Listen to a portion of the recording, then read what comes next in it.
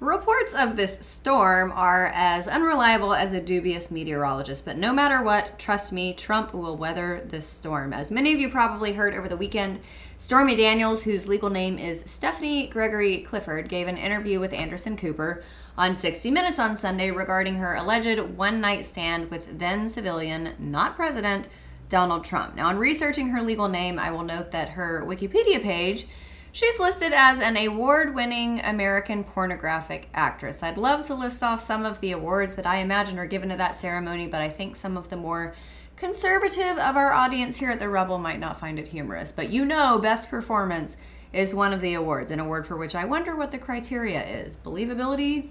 Flexibility? Best visual assets? Okay, I'm going to stop there before I get into trouble. But during the interview, Clifford provided what many hoped to be details to support many of her allegations that she's made publicly prior to the interview. But ultimately, she just ended up stirring concerns about the credibility of her claims. For a little bit of backstory, you all will remember that Clifford accepted $130,000 in alleged hush money from Trump's lawyer, Michael Cohen. So she took the money and despite that is still talking about it. So that's one credibility demerit for her already. Now, this aspect of the story ended up consuming a sizable portion of the interview since anything titillating or exciting never really emerged. So you can imagine that producers, in an effort to make the interview more newsworthy, were forced to steer the ship in the direction of this hush money. Now, why? Because as Trump-hating lawyer Larry Noble said, campaign finance laws were broken, notably contribution limits and disclosure provisions. But what's so utterly delicious about this claim is that even if it was true, even if, judging by previous allegations and charges similar in nature with past candidates, the crime would amount to no real punishment, simply a small fine. And you know that that is not at all what the left was hoping for. The left was also hoping for a dip in stocks today as a result of this bombshell interview, when in fact the Dow Jones actually jumped nearly 700 points by closing bell today. But let's get back to Stormy.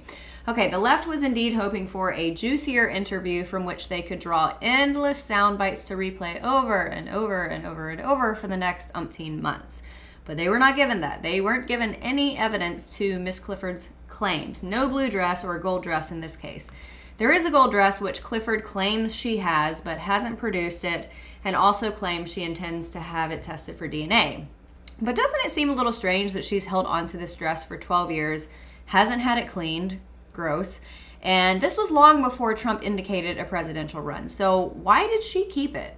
I'm skeptical that it even exists, but there's also the awkward claim that in 2011, again, before Trump ran for office, she was threatened in a parking lot outside her gym with her daughter. In the interview, she said, "A guy walked up on me and said to me, 'Leave Trump alone, forget the story.' And then he leaned around and looked at my daughter and said, 'That's a beautiful little girl. It'd be a shame if something happened to her mom.' Dun, dun, dun." A word to the wise, I'm not saying she's lying, but if you're going to make a claim like this, maybe don't rip lines from the script of like 30 different modern day movies and TV dramas, because it sounds a little questionable. Also, she says she doesn't know who the man was, never tried to find out who he was, and didn't file a police report. Now, the lack of evidence has some of the left eating their own. In an interview Monday morning, Today Show host Savannah Guthrie grilled Clifford's attorney, Michael Avenatti, questioning him why he nor his client have produced any evidence despite claims that they do have it. He responded by saying, "We're not going to play our hand right now, and the reason is because we have a case to win." But Guthrie, she wasn't buying it, and as she insisted, he and Clifford are playing games by suggesting that they have documentary evidence to support her claims. Now, the bottom line is this, because I've been asked a lot about this recently. What citizen Donald Trump and another woman did as consenting adults over a decade ago is really none of my business, and it's certainly not my concern. My concern is the direction and future prosperity of my country, which Donald Trump, as president, is currently handling, I think, quite well. Economically, we are better. Militarily, we are stronger. And I'm not in his marriage to Melania, and I won't judge the state of their marriage now or what it was 12 years ago. As long as Donald Trump isn't engaging in this behavior in the Oval Office and then lying about it under oath, I'm good.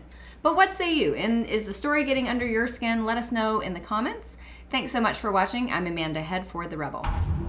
If you enjoyed my commentary and want to hear more from all of us here at The Rebel, subscribe to our premium content at www.therebel.media/shows, and make sure you're following us on Facebook and Twitter for all of the latest news.